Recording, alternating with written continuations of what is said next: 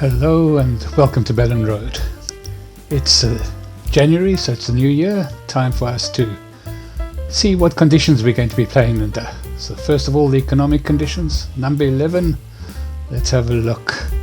Number 11, oh thank goodness, back to normal economy, no change in the weather. And for our yearly random event, let's see if we get any good news here. And that's number 4. What does number 4 bring us? Foot and mouth in our area. Oh, so we have to put a 1,000 pound deduction for 6 months. That's to pay for all the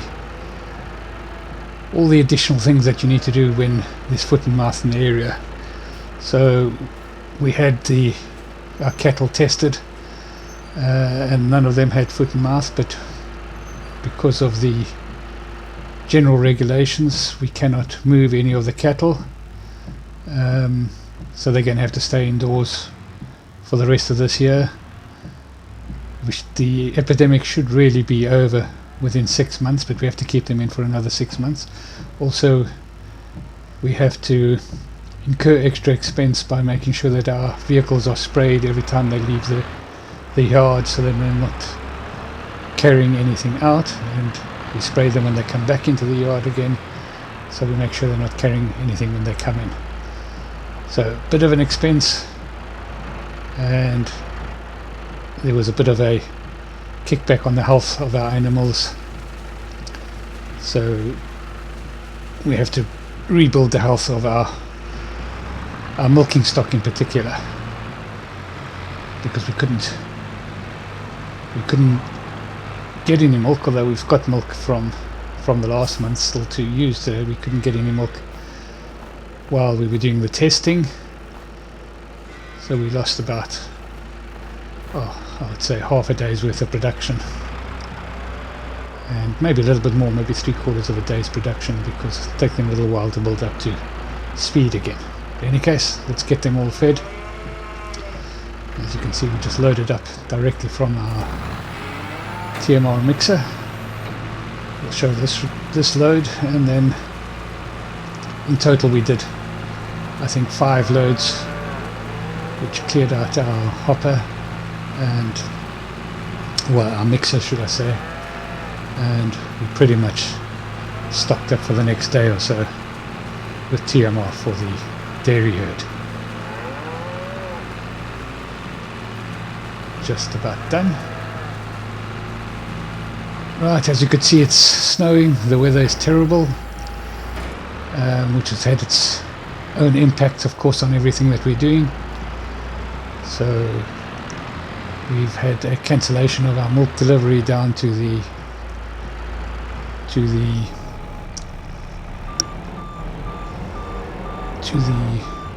what's it called, to the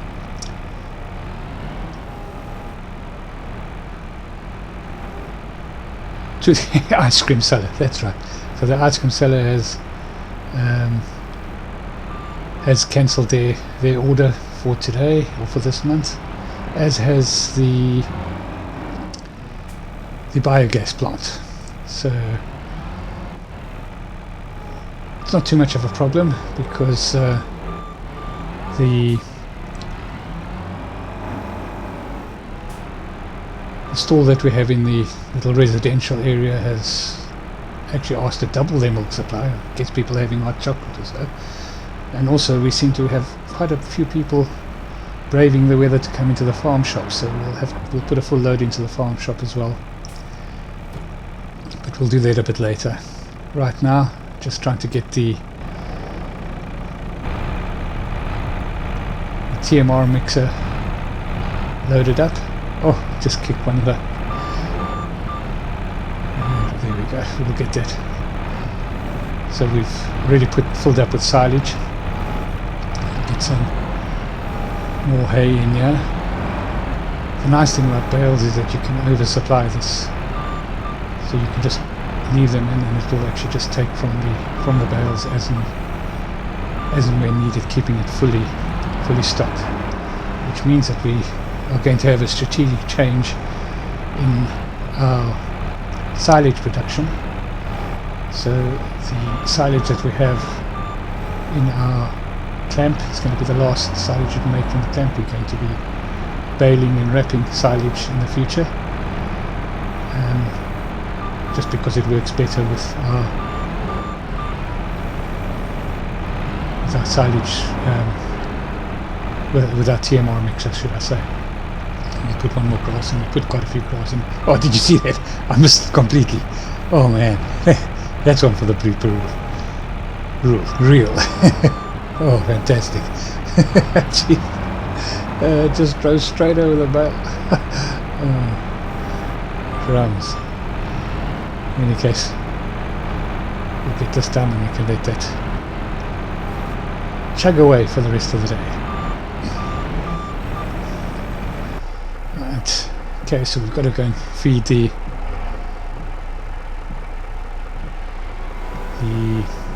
cattle herd, so the beef cattle herd. So we've got plenty of hay here. Of course, with the cattle herd we don't feed TMR, we just feed hay. Keeps them growing at the right sort of rate. We don't need to, or we don't get any milk from them, so no need to feed the high energy food. And they're pretty happy with it. Only problem is, once again, we're going to have to keep these in for the full year, so we'll only be able to put them out next summer, which is a bit of a shame. Well, it may change. Certainly for the first 6 months we won't be able to put them out, but we may get different directives as we go along, depending on how bad the spread of the foot and mouth disease is. It's just one of those things that you have to deal with occasionally. Not very often, I must admit, but occasionally it does happen. And of course, overall we've got off very lightly because we haven't had to destroy any animals. There are some people who have had their whole herds destroyed, and the compensation is nowhere near the actual value, but it's just a pure shame. But as I say, we've been very lucky. We are getting off with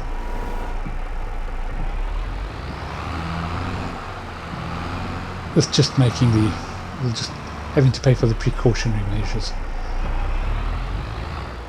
Alright, so this is the young stock.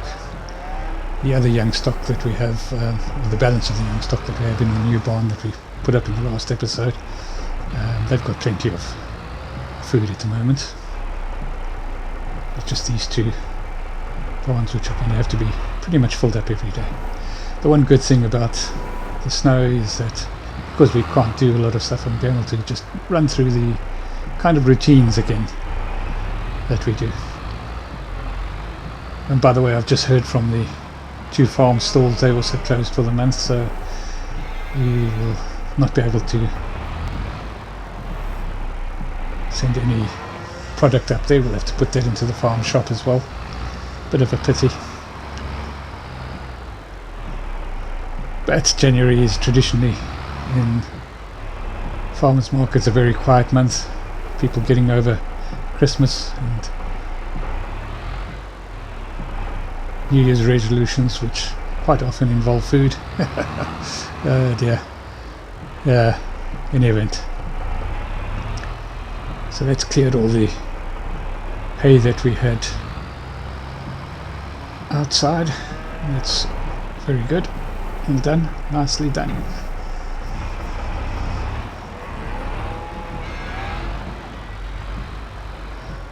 So as mentioned, we are back onto normal economy mode, so that relieves a little bit of the pressure, so we should be getting a little bit more for our product, a little bit more production and such like. That's good. Of course, as normal, one tends to concentrate on the negative aspect of changes that take place rather than the positive aspect, which overall is going to outweigh the negativeness of the foot and mouth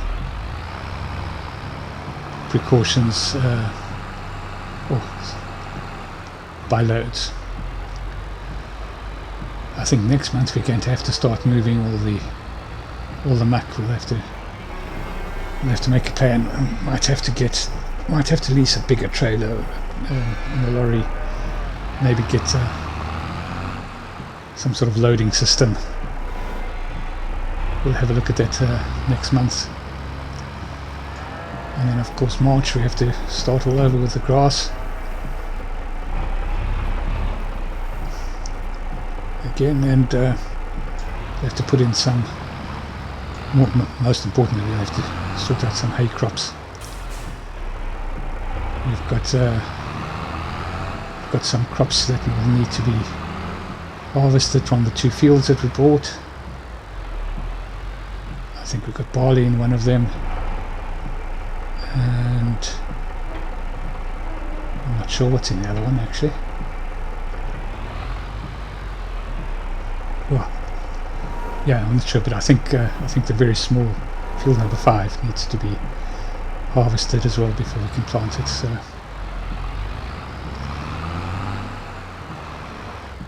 but we can work on field 20. Also try and do that in the next month. Get that prepared, ploughed up, etc. Depends on the weather, of course. If it's like this and the ground's still frozen, then not much we can do. Get this in there. I'll put a couple of extra bales in there. I'm not sure whether the cattle barns are the same as the sheep barns, where you can just have hay bales or grass bales available and it'll take it automatically. Let's have a look quickly. Right, so they're okay food-wise. They are now okay food-wise, and as you can see the health down to 30%. That should increase during the day because they've all sorted out now. So everything's nice and fed. Let's get some milk cleared and delivered. So the first lot we'll put back into the creamery or into our dairy.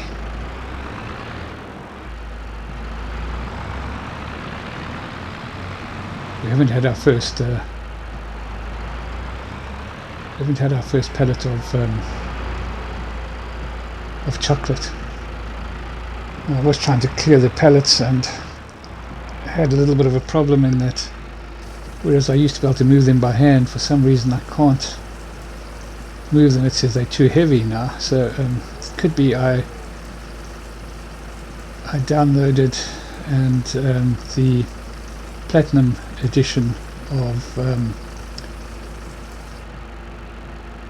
the light pellet mod. I can't remember, the liftable pellet mod, should I say.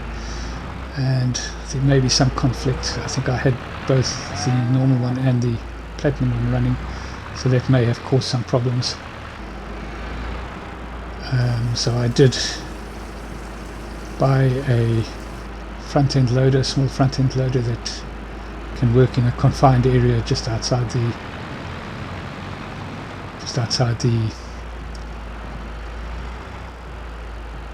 creamery, and we'll show you that a bit later. In the meantime, we're delivering a full load, 8,000 litres to the farm shop.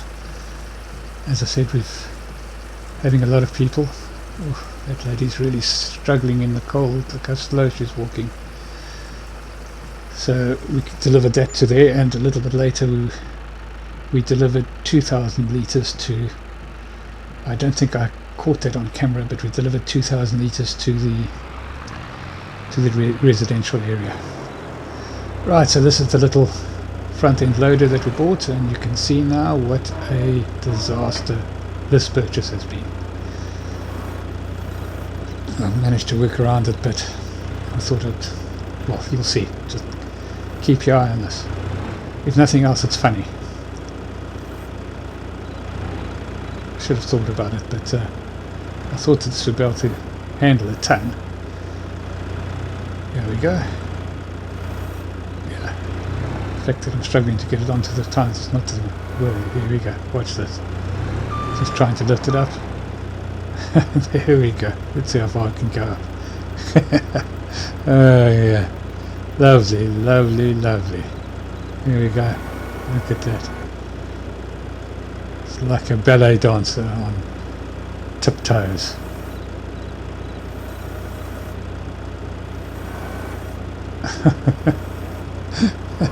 And up she goes.